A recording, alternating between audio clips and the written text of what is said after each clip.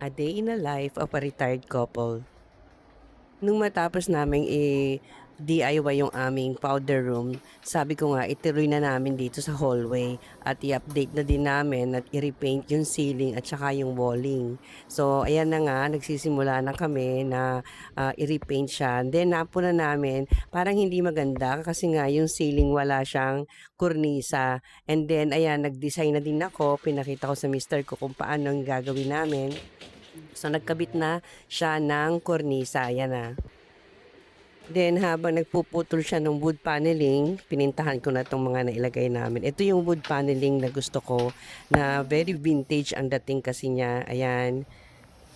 It's a classic European ambience ang dating. I really love it. After namin maidikit yung mga wood paneling, eto na yung paglalagay naman namin ng silicone kasi para hindi mo makita lahat yung mga space dyan. Even dun sa cornisa, nilalagyan din namin siya ng silicone.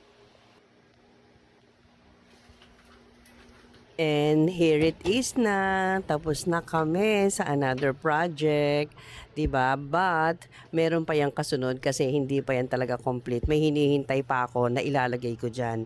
'Di ba? Ang ganda, very classic ang dating. Nabuhay yung hallway papunta doon sa aming powder room. Ito yung pagliko mo diyan.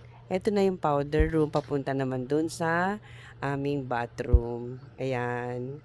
So, thank you for watching and follow for more. Bye-bye!